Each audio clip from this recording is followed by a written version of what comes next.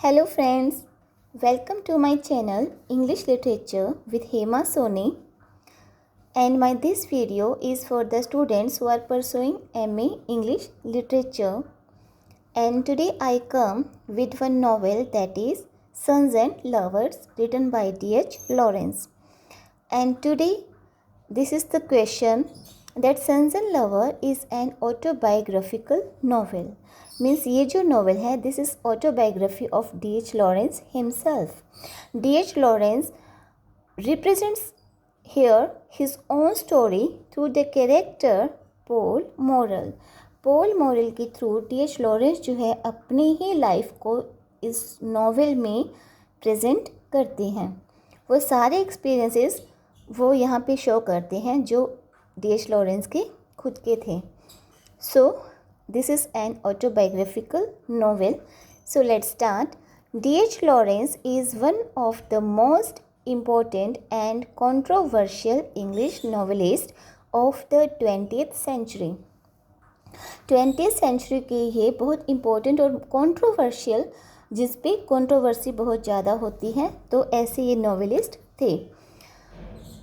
In almost all his novels, he deals with the problem of establishing right relationship between men and women.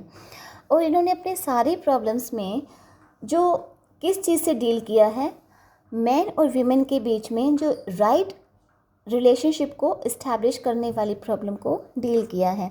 तो इसमें भी Oedipus complex आता है इस novel में भी. According to V.S. Pritchard, there is no novel in English literature which comes so closely to the skin of life as Sons and Lovers.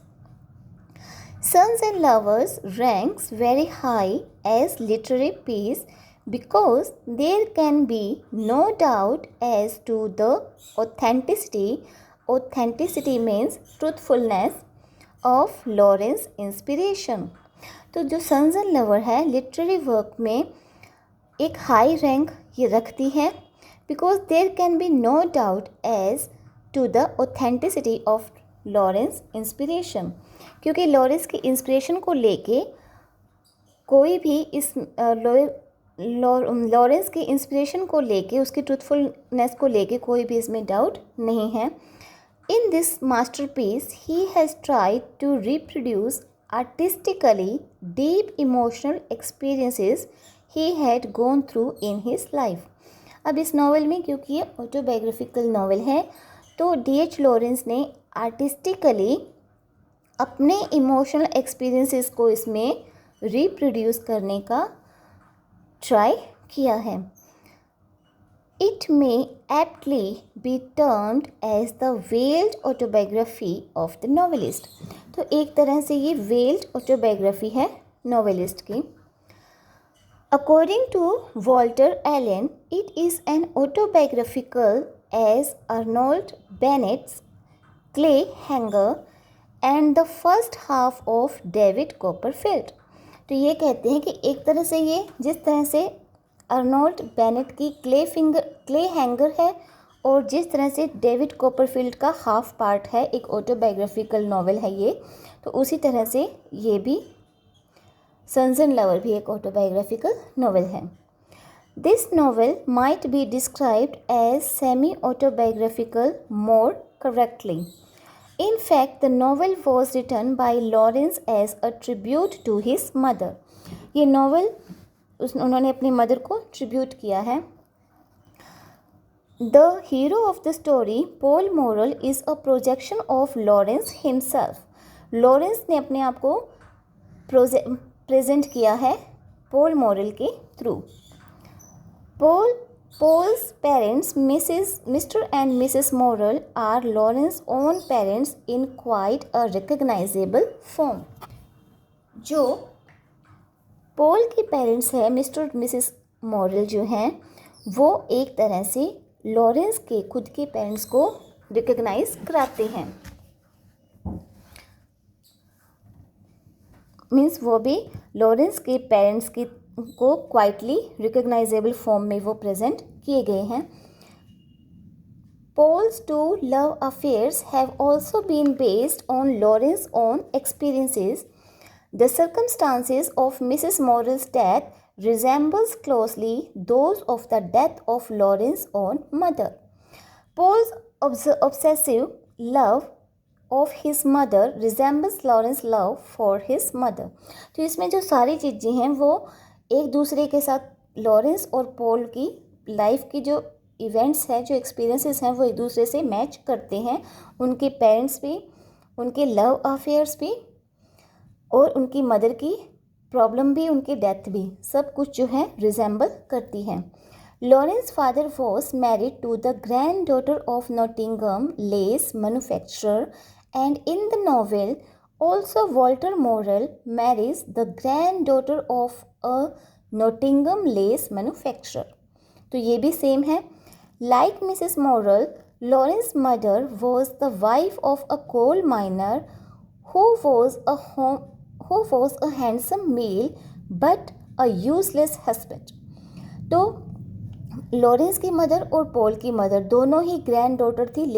Nottingham में एक लेस मैन्युफैक्चरर की ग्रैंड डॉटर थी. और जिस तरह से लॉरेंस की मदर के हस्बैंड जो है हैंडसम थे लेकिन एक अच्छे हस्बैंड नहीं थे, उसी तरह से मिसेस मॉरल के जो हस्बैंड हैं वो हैंडसम है लेकिन वो एक यूजलेस हस्बैंड है. Again like Mrs moral, Mrs Lawrence also had married beneath her and had discovered how devoid culture and insensitivity her husband was. तो जिस तरह से मिसेस मॉरल और मिसेस लॉरेंस दोनों ये फील करती हैं कि उन्होंने अपने से लो लेवल के पर्सन से शादी की है और उन दोनों के कल्चर, डिवॉइड कल्चर को और उन दोनों की इनसेंसिटिविटी को भी वो दोनों फील करती हैं. The minor in the story and in real life was a drunkard, and the children grew up in a house where the painful rows between father and mother made life unhappy. जो minor है, minor इसमें है Paul moral के father. तो ये एक drunkard है और अपनी जो वाइफ के साथ झगड़ा करते रहते हैं. रोज़ का मतलब फाइट, यहाँ पे रोज़ का लाइन से मतलब नहीं आएगा, fight. The spelling is same but the meanings are different. तो ये दोनों हस्बैंड वाइफ रोज़ झगड़ा करते हैं. वो ड्रिंक करके आता है और इस तरह से जो बच्चों की लाइफ है वो पूरी तरह से अनहैप्पी रहती है. All the children of Mrs Lawrence worshipped their mother and hated their father even as the Morel children. Lawrence's father loved mending and repairing broken articles in the house. He liked cobbling. Cobbling means shoes को repair करना. Soldering means सिलाई करना, टांका लगाना. And singing old ballads. Such exactly is the case with Paul's father in the novel. तो जो Lawrence के father करते थे ऐसी ही सारी हैबिट जो है पॉल के फादर की भी है. Just opposite the house in which the Lawrence family lived, there grew an old ash tree, which becomes the focus for the children's game, though its meaning sounds frightened them on winter nights. In this novel, too, there grows an old ash tree outside the Morrel's house and frightens the moral children. तो जैसे कि Lawrence की family के घर के सामने ऐश tree था और रात को वो उसकी आवाज़ से डरते थे, उसकी साउंड से, उसी तरह से पॉल मॉरल की जो फैमिली है, वो जो बच्चे हैं सारे, पॉल मॉरल उसके ब्रदर सिस्टर, वो भी उस ऐश ट्री से डरते हैं. उनके घर के सामने भी एक ऐश ट्री लगा है. Like Lawrence, Paul too has to go every week to collect his father's wages from the cashier. तो पॉल जो है लॉरेंस की तरह फादर के वेजेस को कलेक्ट करने जाता था हर week. According to D.H. Lawrence, I can write only what I feel strongly, and today it is the man-woman relationship which is at the center of life. तो ये D.H. Lawrence की खुद की quotation है. Lawrence had an elder brother Ernest. Ernest उसके elder brother का नाम है. who was favorite of his mother and had passed away, जिसकी डेथ हो जाती है. This is transferred in the novel as the eldest son William, on whom Mrs. Morrel pines all her hopes and who also dies in the prime of his youth. तो ये भी same incident है. Lawrence का जो Elder brother है Ernest और Paul moral का Elder brother है विलियम. तो ये दोनों ही अपनी अपनी मदर की फेवरेट होते हैं और दोनों ही जल्दी ही मर जाते हैं, डेथ हो जाती है दोनों की. और इन दोनों के साथ इनकी मदर की जो है वो बहुत सारी होप्स होती हैं. इनके मरने के साथ वो अपनी सारी होप्स को खो देती हैं. Pines all her hopes. Like Lawrence mother, Williams mother also disapproves of Williams sweethearts. It is against the frustration and death of the elder brother that the younger brother's emotional life has to be understood. तो इस तरह से ये elder brother की death से younger brother के emotional points को समझा जाता है.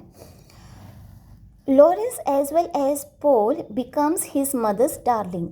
Lawrence got a job as a junior clerk in a Nottingham firm manufacturing surgical goods, and he quickly settled down at this job and enjoyed the company of his colleagues in the office. तो वो उसे job मिलती है junior clerk की Nottingham में, जिस firm में क्या होता है सर्जिकल गुड्स को मैन्युफैक्चर किया जाता है. और बहुत जल्दी यहाँ अपने कलीग्स में वो सेटल हो जाता है, जॉब में भी सेटल हो जाता है, कलीग्स के साथ अपना एन्जॉय करता है ऑफिस में. Much of this is also true of Paul. In the novel, he too gets a job as a junior clerk in Mr. Jordan's firm, which manufactures surgical goods. Paul too feels very happy in the company of his colleagues. According to Middleton Mary, quotation line, we can discern no individuality whatever in the denizens of Mr. Lawrence's world. Once, Lawrence visited the farm belonged to the Chambers family in the age of 15. तो एक बार chamber family में 15 साल की as में visit करने जाते हैं एक फार्म में. There he meet the children and one of them, Jessie, who was 14 years old. Lawrence and Jessie become close and intimate to each other. तो यहाँ जैसी से वो मिलता है. The description of Leivers family closely corresponds to the facts about the Chambers family, and Lawrence attachment to Jessie has its counterpart in Paul's attachment to Miriam, a daughter of the Leivers family. तो इसी तरह से Paul Morel भी Leiver family में जाता है एक बार, और जैसे कि जेसी के साथ लॉरेंस का कनेक्शन हो जाता है उसी तरह से मिरियम के साथ पॉल का कनेक्शन मीन्स वो उसके साथ अटैच हो जाती है. Later a conflict developed between Lawrence and Jessie. Likewise conflict develops between Paul and Miriam, because like Jessie Miriam too is puritanical by temperament. Puritanical means बहुत strict behavior वाले. Lawrence once wrote to Jessie, "Look, you are a nun. I give you what I would give to a holy nun." This is quotation line. Lawrence के words हैं ये. This is exactly what Paul tells Miriam in the novel. Just as Miriam feels Paul has behaved as a child of 4 and betrayed her, Jessie also felt she had been let down by Lawrence. तो जिस तरह से Miriam को लगता है कि Paul ने एक 4 साल के बच्चे की तरह बिहेव किया है, उसे बिट्रे कर दिया है, और ऐसा ही सेम फील करती है जेसी लॉरेंस के लिए. Afterwards, Lawrence began an affair with a married woman, Alice Dux, who was deeply interested in the campaign which was going on in favor of the rights of women. Alex Dux did not object when Lawrence said to have sexual relationships with her, just as Clara Davis, too, is a married woman living separately from her husband. In due course, Paul establishes a sexual relationship with Clara, who is by nature a sensuous kind of woman. तो जिस तरह से Lawrence जो है Alice docs से मिलता है, एक मैरिड वुमेन से, और उसके साथ सेक्सुअल रिलेशनशिप बनाता है, उसी तरह से जो पॉल मॉरल है वो भी एक मैरिड वुमेन क्लारा से मिलता है और उसके साथ सेक्सुअल रिलेशनशिप बनाता है. According to Mark Spilka, Clara must be considered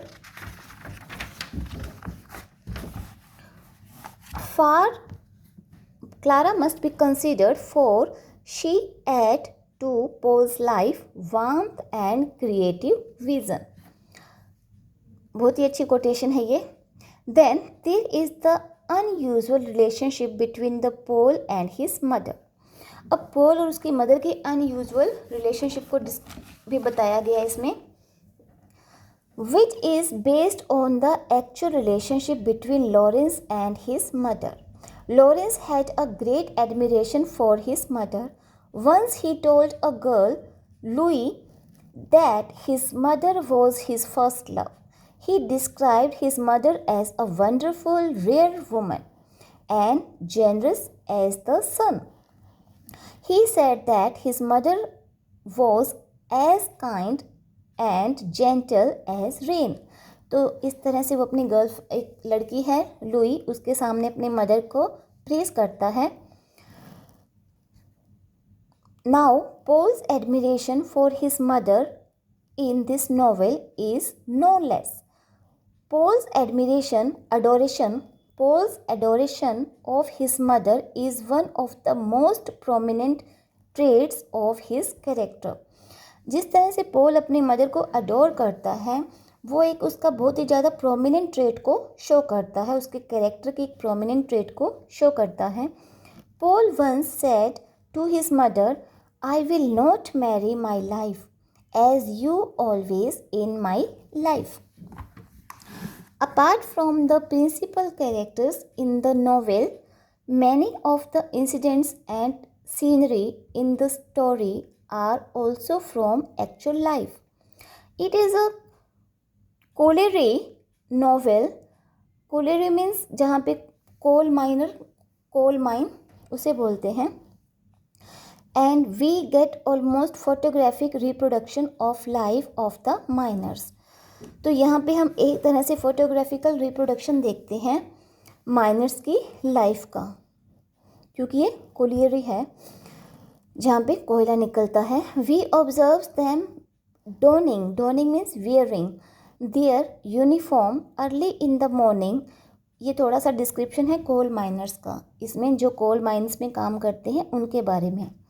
तो we observe them donning means wearing their uniform early in the morning, going down the pits means गड्ढे, means खान में जब जाते हैं गड्ढों में, engaging themselves in blasting operations, drinking at the inn, enacting violent scenes at home, etc. तो ये सारे काम वो कोल माइनर्स करते हैं. सुबह यूनिफॉर्म में जाते हैं, पिट्स में जाते हैं, अपने आप को वो ब्लास्ट जो वहाँ पे होते हैं उसमें इंगेज करते हैं, ड्रिंक करते हैं और शाम को घर पे झगड़ा करते हैं.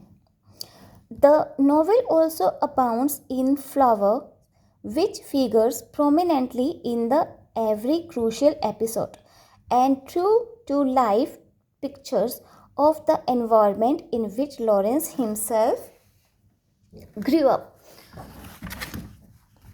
Then there is a resemblance to some extent between the circumstances of death of Lawrence's mother and Paul's mother. Both Lawrence's mother and Paul's mother fall seriously ill, But Mrs. Lawrence died a natural death, whereas Paul is made to shorten his mother's life by administering her an overdose of morphia. जो Lawrence की mother है वो तो एक natural death से मरती हैं अपनी बीमारी से, लेकिन जो पोल क्या करता है वो एक्स्ट्रा डोज उसे मिलानी पड़ती है मॉर्फिया की, ताकि उसकी मदर जो है वो अपने पेन से रिलीफ पा सके. The portrayal of Paul in this novel is a fairly true portrayal of Lawrence himself. However, it is not an actual portrayal in every detail. Lawrence at one time in his early life was a pupil teacher and later a full-fledged teacher. But Paul is not shown as being a teacher at any time in his life. Lawrence developed relation with another married woman, Farida, weekly, but Lawrence married Farida and lived quite a satisfied life with her. All these incidents have not described in this novel related to Paul. ऐसे तो ये एक autobiographical novel है, सारी चीज़ें वही describe हैं जो कि लॉरेंस के लाइफ में होती हैं, लेकिन पूरी तरह से नहीं है. कुछ चीज़ें ऐसी हैं जो लॉरेंस के लाइफ में होती है, पोल की लाइफ में वो शो नहीं की गई. जैसे कि लॉरेंस कभी एक प्यूपिल टीचर होता था, बाद में वो फुल फ्लेज टीचर बना और उसे एक मैरिड वुमेन से वो फिर से रिलेशन बनाता है, फिर उसके साथ मैरिज करता है और एक अच्छी सेटिस्फाइड लाइफ जीता है. तो ऐसी कोई भी चीज़ पोल की लाइफ में नहीं दिखाई गई. To sum up, however, we must remember that a novel is primarily a work of art, and even when it is based on the personal experiences of the writer. तो ये राइटर के personal experience पे based है और ये एक work of art है. It is not a literal reproduction of the facts of life. हम जानते हैं कि ये लाइफ के पर्सनल एक्सपीरियंस पे बेस्ड है, ये कोई लिटरल रिप्रोडक्शन नहीं है. In fact, the facts of life undergo a process of imaginative selections, and the whole experience has to be recognized for the purpose of art. तो ये सारे जो भी इसमें दिखाए गए हैं, जो एक्सपीरियंस इसके रिकग्नाइज किए गए हैं, वो आर्ट के पर्पस से रिकग्नाइज किए गए हैं, क्योंकि इसे एक लिटरेरी वर्क उसे बनाना था. And that is what Lawrence has done in this most autobiographical of his novel. As Dino Neal points out, Sons and Lover is largely an autobiographical. तो इसमें एस डाइनो नील वो कहते हैं कि सन्स एंड लवर जो है एक largely autobiographical novel है. This novel contains some of Lawrence's best description of life and delight in nature. तो वो कहते हैं कि ये जो नॉवल है वो कंटेन्स करती है लॉरेंस के बेस्ट डिस्क्रिप्शन ऑफ लाइफ को और डिलाइट इन नेचर को. तो चाहे ये कोई इसे ऑटोबायोग्राफिकल नॉवल बताए या ना बताए, लेकिन एक्चुअल में this is an autobiographical novel of T.H. Lawrence himself. So it is completed. The next we will do the next question. I hope you will like this, and if you like then press the button like and subscribe and comment also. Thank you.